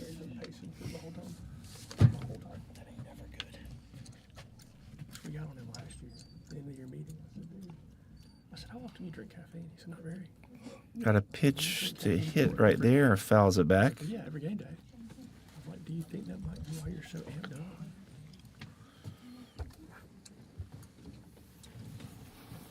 Here comes the 0-1. Good looking off speed pitch there. quickly ahead 0-2. So, Trey, the blue team, the Northwest squad, is down to 6 bullets left. They have not recorded a hit now in 12 innings. Well, to be fair, the black team only has 3 hits, and what a great inning right there from Josh Carlson. Josh Carlson, J.L. Mann High School. Excellent outing by him. So we cruise through the top of the 6, no runs, no hits, no errors. We will be right back.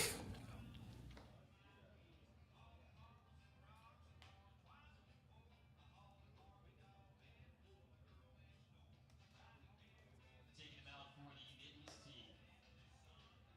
Landon Dagenhart, Cardinal Newman, class of 2027. Nathan Caldwell is behind the plates. Westwood, class of 2026.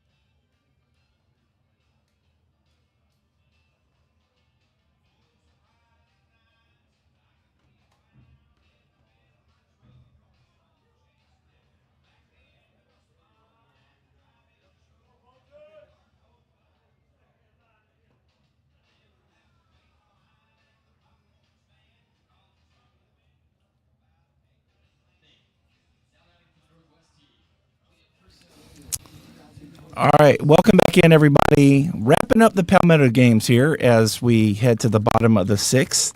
Cardinal Newman pitcher on the mound and head coach for Cardinal Newman High School into the booth. Robert Hendricks, welcome. Hey, thanks for having me, guys. Tell us about who we're looking at on the mound right now. So we got Landon Dagenhart. He's entering into his junior season. Last year was his first year at Cardinal Newman. Super athletic kid, great kid. Still kind of trying to round into form, kind of all his tools on the mound. And he's squaring off against Liam Purcell for Team Blue. We talked about it. Team Blue still looking for their first hit of these Palmetto games. So how are things going at Cardinal Newman? And how long have you been there? So I'm starting my 3rd year. It's been a great fit. It's been a great spot to be. A lot of really good people in the school, great kids to coach, great families. It's really been it's been tremendous. We've had 2 pretty good seasons so far, and bring back a good core this year.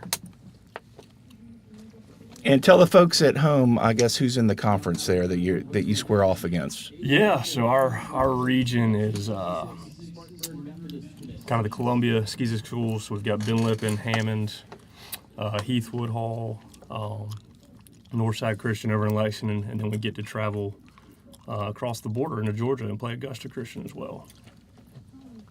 And into the box right now, Aiden Biko, Easley High School, trying to get Team Blue on the board.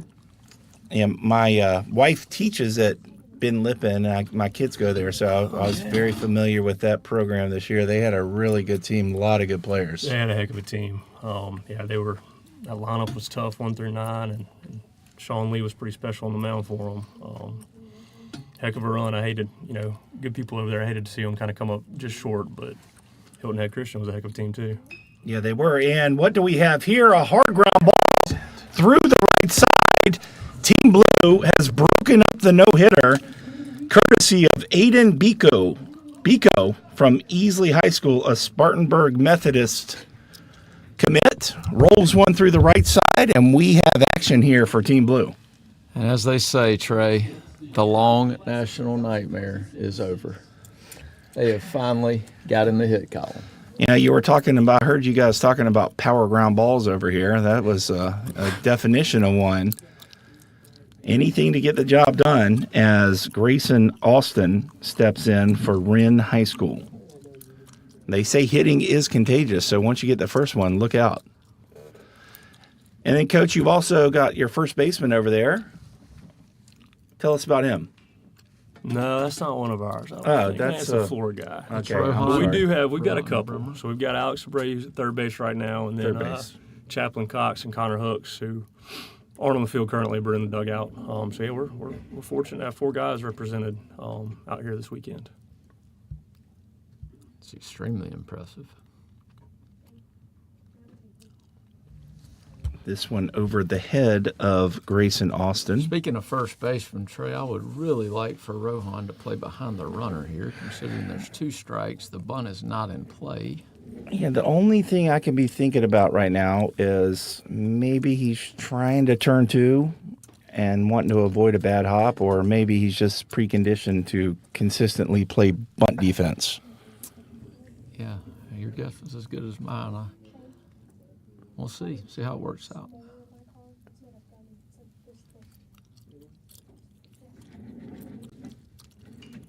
This one is rolled out to short. Tries to go to third base for the force out, and I think that was probably the wrong decision considering Abreu was going for that ball and was kind of late getting back to third base, but I guess he would have looked pretty smart if he would have recorded the out there. Yeah, he got fortunate that it hit the run. I don't really think he had a play. I think if he tries to throw the ball to second, he might throw it into right field. Probably not just a ball you probably eat there, but it didn't really matter. I guess it didn't affect the outcome. What's your thoughts on that one, Coach? Did you see that play? Yeah, I think that was kind of a tough read by Abreu, and I think Coach Farner might be right there. I don't know if we had a play anywhere. I've got a kind rule. of a tweener ball. I've got a rule for third baseman. It's called a 2-step rule. If you have to take more than 2 steps, you just retreat to the bag because that's what'll happen. Tough play. So Reese Oakley in the box now from TL Hanna. Bases are loaded here for Team Blue. They trail 3-1.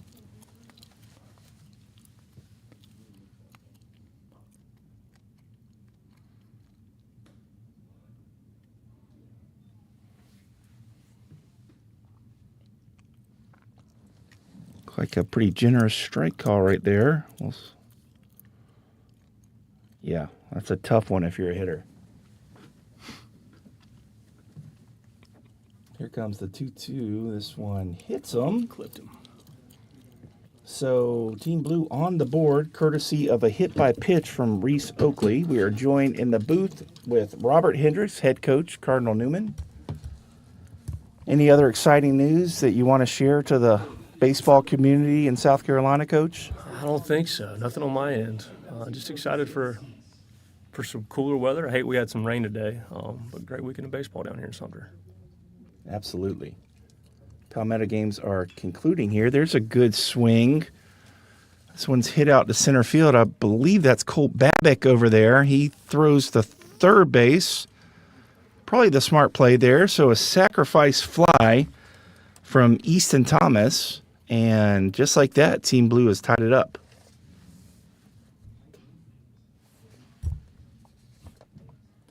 Thing they say about giving teams extra outs, it always comes back to bite you. Carter Kelly now in the box from Fountain Inn.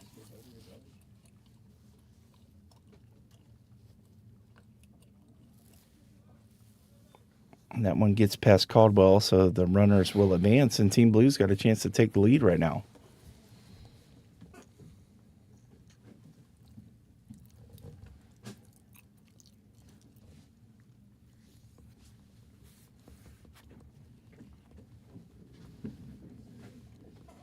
Kelly's a really good player. He's been quiet, sort of had a quiet weekend.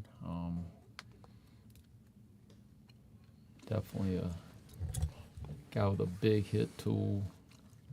Can really play any infield spot. 6'7" runner. Good baseball player. And he's in a good count right here against good matchup for him, and that will be another hit for Team Blue. And it might score 2. Here comes the runner from third. Good throw. but he is going to get in there safely. That is Reese Oakley sliding in there safely. And just like that, Team Blue has taken the lead 4-3. It's going to bring up Pfeiffer Glenn.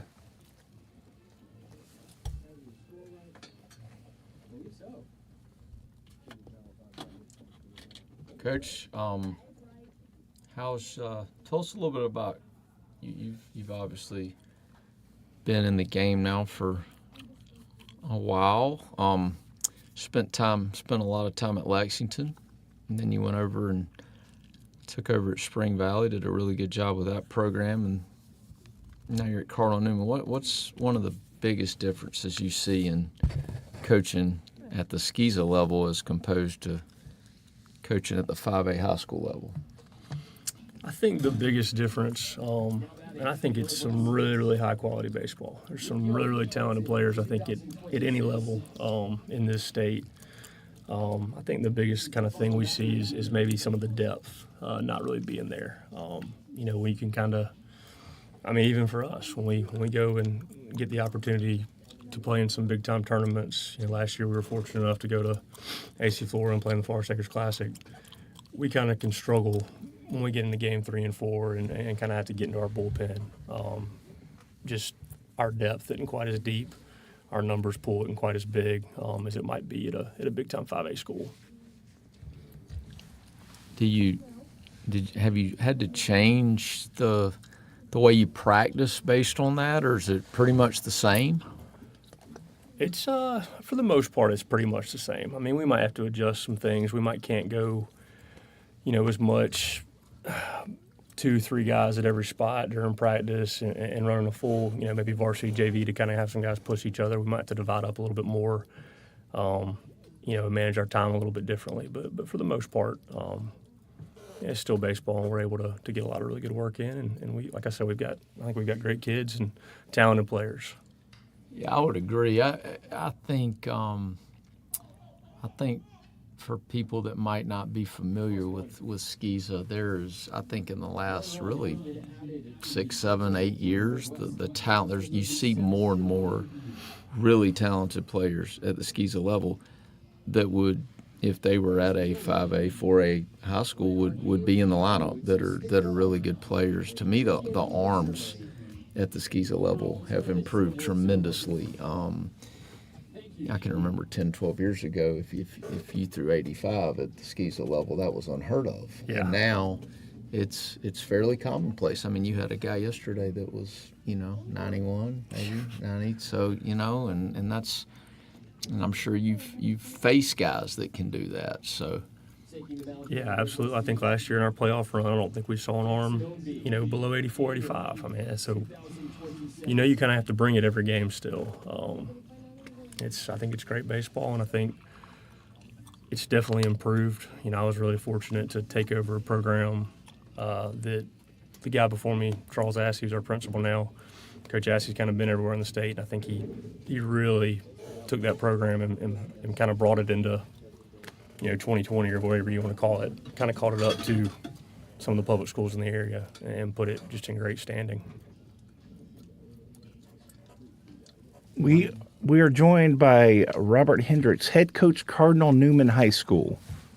Go ahead, Coach. Yeah, I think we're about to have some cards going to bat here, maybe. Let's see here. Yeah, new arm is Jackson Owenby. Jackson's a 2027 from Daniels. Played first base a good bit this weekend. Jackson's a guy I would say has a really high upside on the mound. I've seen him up to 88, 6'4" kid. Just turned 16, so he's still young, and he just needs a lot of mound time. I think he'll have some outings where you see the potential that he has, and you sort of dream on what he could be down the road, and then you see some games where there's a little bit of inconsistency, but definitely a guy that you can sort of dream on for 2 or 3 years down the road. We'll sort of see what he looks like today. And his first test is going to be against Dylan Hernandez. good-looking athlete here from AC Flora High School. And then, Coach, we do have some Cardinal Newman guys coming up. That one at 85, swing and a miss.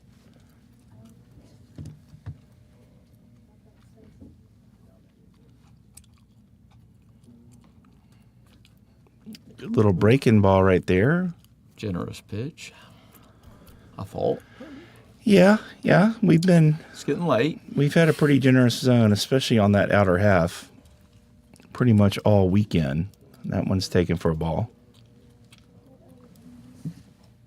What you coming with here, Coach? We just go back-to-back breaking balls. Go firm, don't we? I agree. He took a big hack first pitch, though. Tried to elevate him, change his eye level a touch. The 87 there, probably. Maybe tried to rear back and get a little bit extra on that one.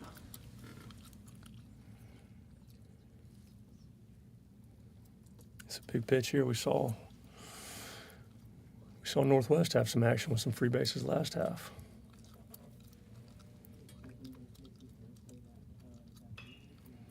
This one got in on him. Flied out to left field. Left fielder looks like he kind of got having a hard time judging that ball, but turns around and makes a really good play out there. That is Ty Foster from Landrum tracking that one down. So one out here. Good start for Jackson Ownby. And here we go, Coach. Chaplain Cox coming up for Cardinal Newman. Yeah, Chaplin's plays center field for us. He can really, really run. And he's I just think a plus defender out there. Kind of streaky at times with the bat. On occasion, will get himself out, expand the zone a little too much, or try to do a little too much. But he'll be a top of the order guy for us. He'll be a 3-year starter this coming spring, his senior season. Tough pitch right there. Good pitch by Ownby to even things up at 1. Where does he hit the ball? Does he kind of spray it all around? He gets a little pull happy. I think that's kind of what gets him in trouble. So he's definitely more of a middle to pull guy. Probably needs to use the whole field a little bit more at times. But again, he's a really good player for us. Probably be a table setter for us this year. Hit 4th last year. Probably gonna hit 1st or 2nd this coming spring. Now, we were talking with some of the other guys that were in here. Are you a coach that likes to give the green light? That one fouled off. Does he have the green light for you, or do you give him the steel sign? He green lights, Coach. Okay. Yeah, he's able to go pretty much whenever he wants to. Robert, coaching with Robert a lot and even against him a few times. Robert does a really good job of making his guys play offense. And what I mean by that is he's not going to just let a guy sit up there and swing the bat. He's going to make him do what helps the team score runs, get to the next guy. He'll use every tool in his toolbox. Hitting's hard enough. We got to try to force the issue a little bit. There you go. You see it right there, right back through the middle. Good job of 2-strike hitting. Much to your point right there, Coach Faulkner. Well coached, Coach Hendricks. Yeah, I like that. I mean, he didn't try to do too much. He sort of shortened up and just put it in play. And we talk about that a lot. If you let a guy stand out there on the mound and get 8 to 10 outs without having to do anything behind him, it makes it tough. So if you can just try to limit your punch outs, you got a shot. Good secondary. And talk about this kid, another Cardinal Newman guy. Yes, this is Connor Hooks, and he's, this might be a stretch, but I think in my years as a head coach, I think he's the best hitter I've ever coached. He's just a great kind of bat to ball guy, a lot of contact, uses the whole field. I think some more power will come. He'll hit some doubles, some gap to gap type swings, but just never panics in the box. He can go 0-2 real quick, and you'll look up and he's seen 12 pitches. There goes the runner. Here comes the throwdown. Just easy stolen base right there from Chaplain Cox. I was watching his actions over there on the first couple pitches, just watching his secondary. It looked like it was so easy, looked different than a bunch of the other guys. He timed them up perfectly, and not a bad throw by the catcher, but he could have gone in there standing up. And we talk about it a lot, trying to get our reads off what the pitcher's doing and make sure we're taking a little bit of a calculated gamble. What's your thoughts on stealing third base? Y'all like to do it? Yeah, if we can get a look we like, absolutely. We've actually, and maybe this is me being a little fearful at times, but our last 2 years we've had anywhere from 6 to 8 left-handed hitters in the lineup at once. That's which is great, awesome. but it gets me a little antsy stealing third when that catcher's got that wide open view, and so this year we'll have a more right-handed lineup. We hopefully do a little bit more. Yeah, we've seen. There goes another one of your guys, Alex Abreu, with the base hit, and the bases are going to be full of Cardinals. Full of Cardinals from Cardinal Newman. So it looks like you brought some good luck up here to Team Black. Tell us about Abreu. So he is an absolute just box of tools. I mean, it's really impressive the things he's capable of doing on the baseball field. He runs incredibly well. He's going to be the strongest guy on the team in the weight room. He can hit it 500 feet, and I think he was up to 93 yesterday on the mound. Wow. It's just, again, he's an incredibly talented kid and can do some things on a baseball field that other people can't do. And he's also a great kid. He's I'm gonna mess this up, but I think. Maybe like it's like a bass, some kind of horn, but he's French horn. It's not the French horn. I don't. The bassoon. I'm not a band guy, but he plays something in the band, and I think he was an all-region type.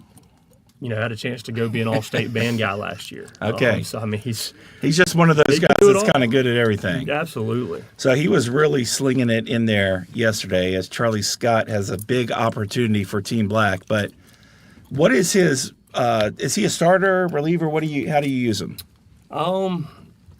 We struggle at times, and he knows this.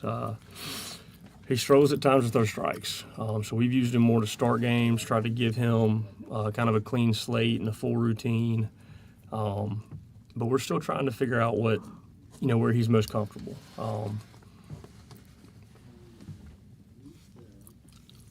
But the stuff is, I mean, it's electric. Well, we just got to get him, I think, at times to believe in it a little bit more and trust his stuff a little bit more and be over the plate because it's next level.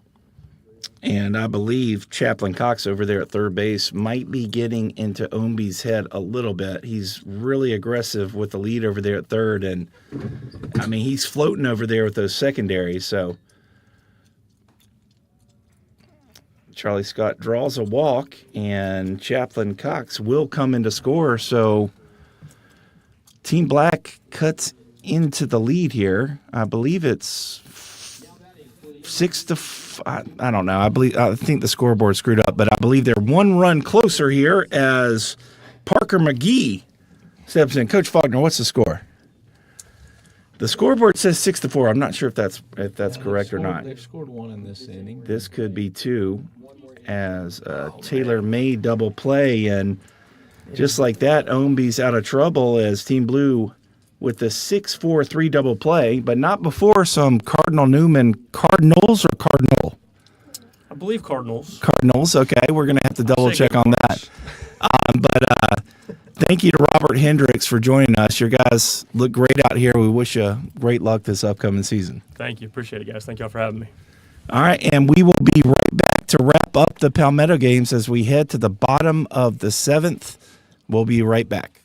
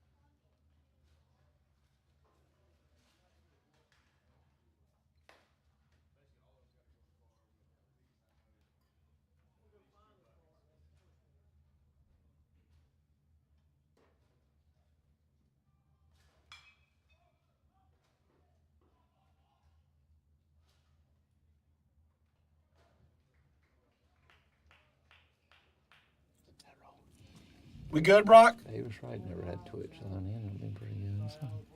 Left-handed. All right, folks, we are back bringing you home to the Palmetto Games. Wrapping up the Palmetto Games of 2025. Thank you to Coach Hendricks from Cardinal Newman joining us, and Ty Simpson from Daniel High School. Some juice right Puts there. He one could into the run. right center gap. We talked about his power earlier, and that will be the first extra base hit, maybe all day. I think that might have got him the Silver Slugger Award. It's either going to be him or Carter Kelly. Carter Kelly did have a 2 RBI single through the 3-4, but I think it's going to be one of those two. Don't mean this ugly, but not a lot of candidates when you've only got 3 hits on the weekend. Yeah, and like I said, I believe that is the first extra base hit of the entire day. So Ty Simpson, who was smoking the ball in batting practice, puts his power on display right there with a good double. And that's going to bring up Corbin King from Blue Ridge. The pitcher on the mound is pitching against his own team right now. And that is Cato Green from JL Man, closing things out here.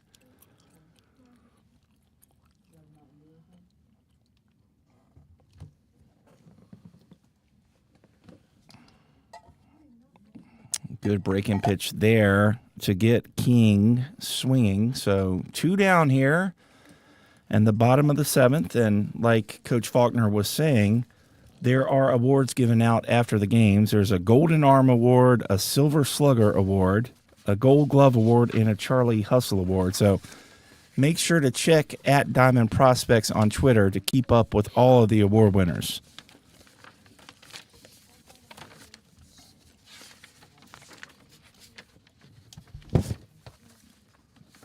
Ty Foster enters the box. Ty was the left fielder who made that really good play out there in left field, if my memory serves me correctly. This one taken down. So 2-0 count here.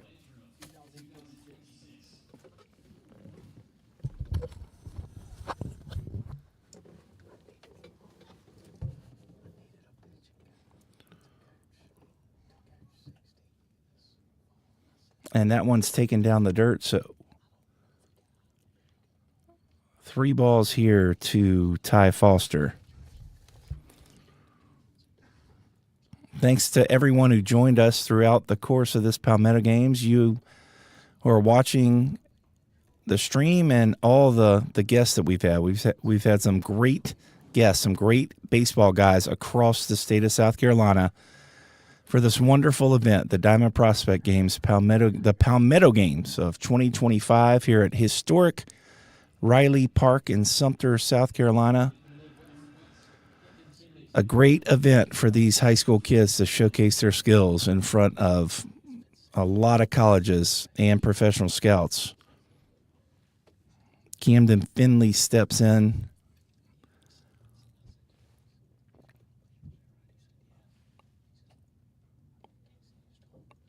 He is in a 1-0 count against Cato Green from J.O. Man throwing them pitches. So he's going to have a good count right here. I'd love to see Finley, if you get a chance to talk to him, Banks. I feel like he's cutting himself off in there, and it's making him – he's having too hard of a time getting the barrel to the ball.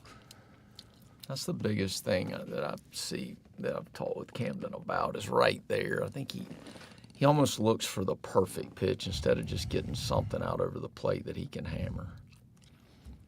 He's looking good right now. There's a great swing. This ball's hammered into center field, and I believe that's one of Coach Hendricks' guys right there. That's his plus defender. The plus defender, doing it on the bases and doing it on defense, and just like that, good swing from Finley, but Team Black is going to wrap up here the Palmetto Games. Team Blue does win the game, though, 6-4. And it's been a great Palmetto Games. Banks, Faulkner, just overall thoughts on the entire tournament. Yeah, I think the future for baseball in this state is very bright. I mean, a lot of guys that sort of jumped on the scene this weekend. A lot of really good talent. Great way to wrap up.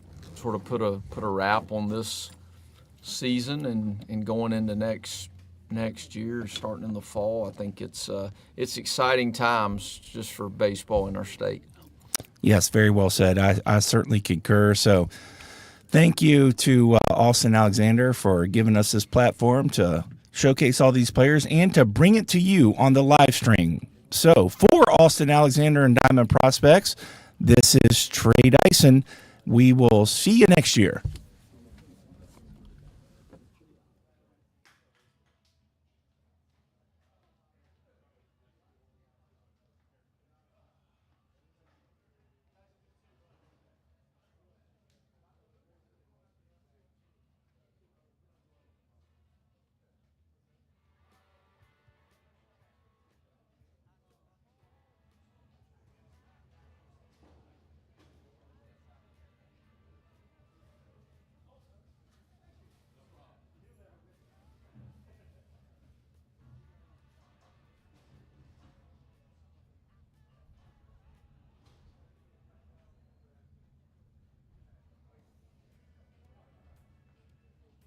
All right, ladies and gentlemen, at this time we'd like to recognize our tournament award winners.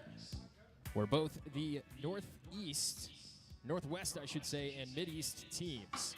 We will recognize the award winners from the Northwest team first. The Golden Arm winner, representing Fountain Inn High School, Parker Davis.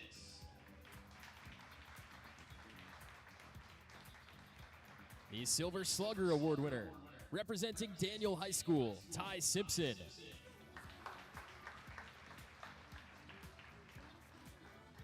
The Golden Glove Award winner, representing TL Hanna, Pfeiffer Glen. And the Charlie Hustle Award, representing Daniel, Toby Lowe.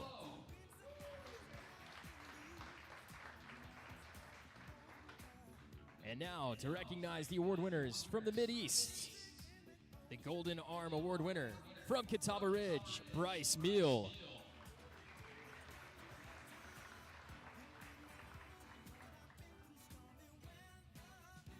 The Silver Slugger Award winner, representing Blythewood, Amari Counts.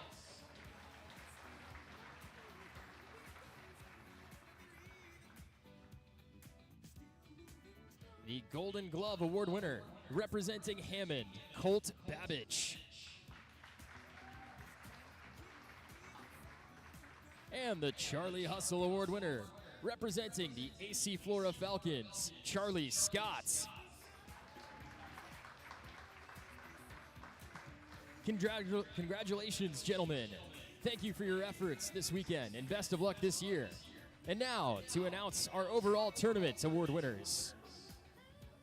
First, we will recognize the most outstanding pitcher, Will Fulcher of Southside Christian.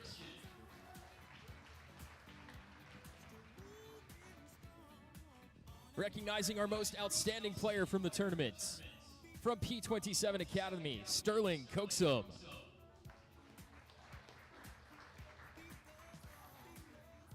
And now, ladies and gentlemen, here's a very special award. As many of you may remember, the baseball world and many of us lost a good friend in Jeff Young 8 years ago. His impact on the game and countless lives spanned 49 years. Coaching stops at Furman, Presbyterian, and Kentucky before stints with the Reds and Diamondbacks organizations preceded the many young people that he spent his past 15 years pouring into. JY had a lifetime contract with Diamond Prospects, evaluating players as he did so well. In year number one of his absence, we reserved a seat where he would have been located on the concourse. On this Sunday, we will honor the top batsman of the tournament with the Jeff Young Heavy Hitter Award. We will always recognize his widow Laura, plus daughters Natalie and Carly. Since his passing, the JY Award has become one of the top two pieces of hardware that we hand out. Ladies and gentlemen, this year's JY Award winner. The Heavy Hitter Award winner is Amari Counts from Blythewood.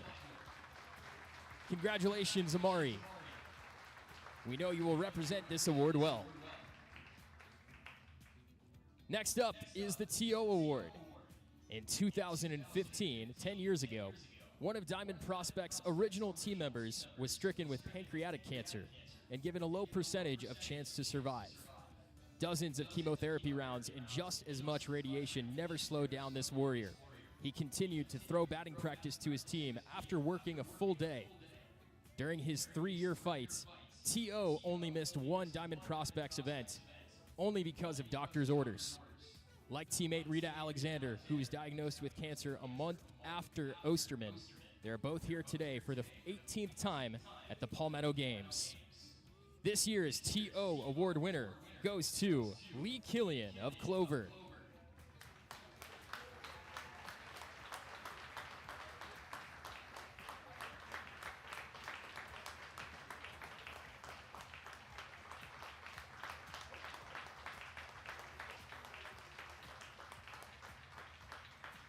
Thank you. And again, thank you to all of those who have competed or played a role in making this event happen this weekend.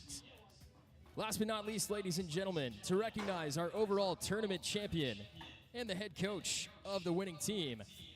This year's tournament champions is the Midwest Red Team, led by Rob Bachnight, head coach of Batesburg-Leesville.